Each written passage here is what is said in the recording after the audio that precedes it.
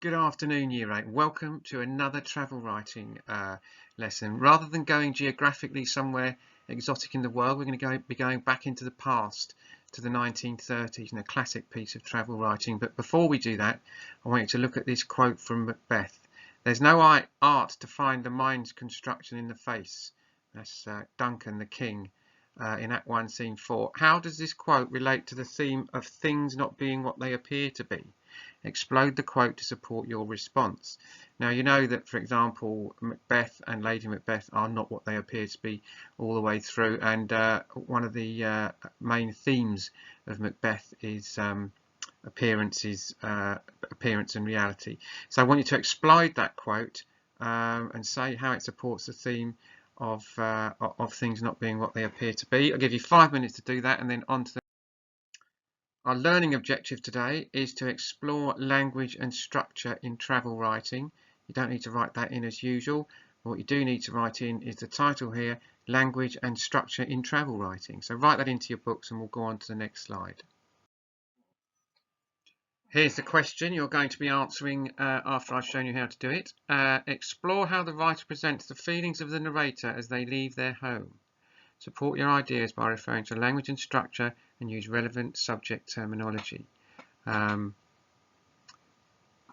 Subject terminology in language is things like similes, metaphors, personifications, those types of things. In structure, it's all the punctuation and sentence lengths and those types of things. But I'm going to show you how to do that. And this is pretty much exactly how a GCSE question would look. So when you've done this, I'd like you to send it to me so I can give you some feedback on it. I won't actually mark it and grade it, but I'll give you some feedback on it. When you've written that question into your books, move to the next slide.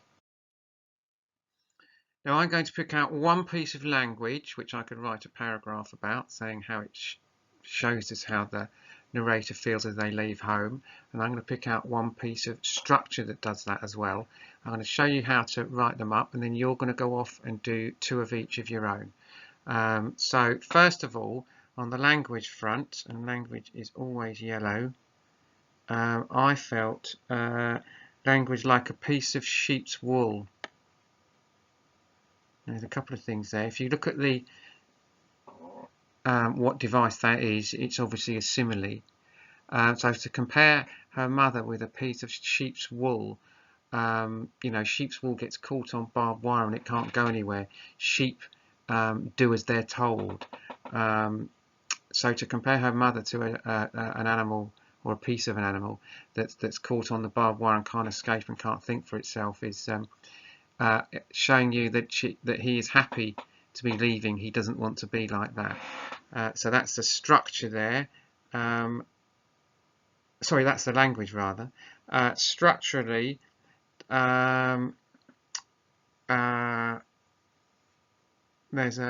Well, let's have a look. Some structurally. Here we are. There have been no fuss, no appeals, no attempts at advice or persuasion.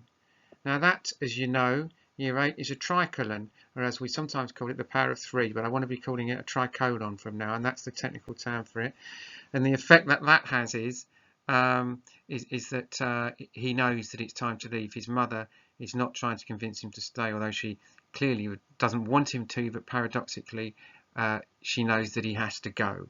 That's the power of that tricolon. So when you've had a think about that, we can go on to the next slide. You don't need to copy any of that down. And here we are. Here's a piece of text with the language. The stooping figure of my mother, waist deep in the grass and caught there like a piece of sheep's wool, was the last I saw of my country home as I left to discover the world. And here's my response to that. The simile, like a piece of sheep's wool, makes her mother seem trapped in her life in the village. It makes the reader feel that the narrator is doing the right thing by leaving. You have to mention the reader. And now the structure. There have been no fuss, no appeals, no attempts at advice or persuasion, only a long and searching look. The tricolon, no fuss, no appeals, no attempts at advice or persuasion, emphasises how her mother does not object to her leaving while accepting that it is sad. Now here's your question. Explore how the writer presents the feelings of the narrator as they leave their home. Support your ideas by referring to language and structure and use relevant subject terminology. This would be worth 12 marks in the GCSE. I want you to write 2 language and 2 structure paragraphs, and if you can, Year 8, I would love to see them. Anyway, there you are. I will speak to you. Do you know what? That's us for the week, because we're not in Friday. Well, we're not in at all anyway, are we? But it's a bank holiday on Friday, so I won't be setting anything for you Friday. So I'll speak to you next week. Have a nice few days. I'll speak to you on Monday.